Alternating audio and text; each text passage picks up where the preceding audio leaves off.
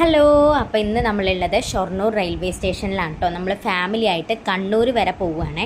അവിടെ നമ്മളെ കസിൻ ബ്രദറിൻ്റെ, അതായത് ഏട്ടൻ്റെ മാരേജ് ആണ് ഉള്ളത്.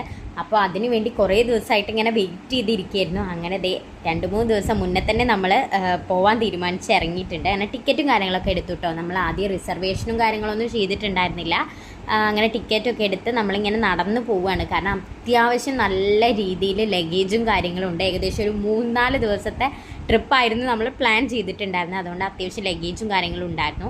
കുറച്ച് നേരം വെയിറ്റ് ചെയ്തതിന് ശേഷമാണ് കേട്ടോ ട്രെയിനൊക്കെ വന്നിട്ടുണ്ടായിരുന്നത്. പിന്നെ നമ്മൾ ട്രെയിനിലൊക്കെ കയറി. ആദ്യം നമ്മൾ കുറച്ചധികം നേരം നിന്നിട്ടുണ്ടായിരുന്നു. അതിൻ്റെ വീഡിയോസ് ഒന്നും എടുക്കാൻ പറ്റിയില്ല. അത്യാവശ്യം നല്ല രീതിയിൽ തിരക്കുണ്ടായിരുന്നു.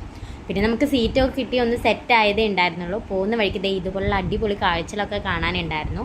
അങ്ങനെ ഒരു 3 മണിക്കൂർ യാത്രയ്ക്കൊടുവിൽ ഞങ്ങൾ കണ്ണൂർ റെയിൽവേ സ്റ്റേഷനിൽ എത്തിയിട്ടുണ്ട്. അവിടെ എത്തിയപ്പോഴേക്കും എല്ലാവർക്കും നല്ല രീതിയിൽ വിശക്കാൻ തുടങ്ങിയിട്ടുണ്ടായിരുന്നു കേട്ടോ. പക്ഷെ നമ്മൾ ഫുഡ് ആദ്യമേ പാക്ക് ചെയ്ത് കൊണ്ടുപോയിട്ടുണ്ടായിരുന്നു. ട്രെയിനിൽ നിന്ന് കഴിക്കാമെന്നുള്ള ഒരു ഉദ്ദേശത്തിലാണ് പാക്ക് ചെയ്തതെങ്കിലും ആ സമയത്ത് നമുക്ക് അതിവിടെ നിന്ന് കഴിക്കാനൊന്നും പറ്റിയിട്ടുണ്ടായിരുന്നില്ല. അങ്ങനെ നമ്മൾ പ്ലാറ്റ്ഫോമിൽ ഇരുന്ന് തന്നെ ഫുഡും കാര്യങ്ങളൊക്കെ കഴിച്ചു. ബിരിയാണിയാണ് രാവിലെ എണീറ്റ് കഷ്ടപ്പെട്ടുണ്ടാക്കിയതല്ലേന്ന് ഓർത്തിട്ടും, കൂടാതെ വയറ് നല്ല രീതിക്ക് വിശന്ന് വലഞ്ഞിട്ടുണ്ടായിരുന്നതുകൊണ്ടും നമ്മൾ വയറ് നിറച്ച് ഫുഡ് കഴിച്ചിട്ടുണ്ടായിരുന്നു. ഫുഡ് കഴിച്ചുകൊണ്ടിരിക്കുമ്പോൾ തന്നെ ആൻറ്റിയുടെ കോൾ വന്നിട്ടുണ്ടായിരുന്നു കേട്ടോ. വണ്ടി അവിടെ ഉണ്ട്, നിങ്ങളെപ്പോഴാണ് ഇറങ്ങുന്നതെന്നൊക്കെ ചോദിച്ചിട്ട് നമ്മൾ ഫുഡൊക്കെ കഴിച്ച് പോന്നു. അപ്പോൾ അത് റെയിൽവേ സ്റ്റേഷനിൽ കണ്ട കേട്ടോ ഈ ഒരു മുത്തപ്പൻ്റെ പ്രതിമ. നല്ല രസമുണ്ടല്ലേ കാണാൻ. അങ്ങനെ ആൻറ്റി വന്നപ്പോൾ നമ്മൾ ലഗേജും കാര്യങ്ങളൊക്കെ വണ്ടിയിൽ കയറ്റി.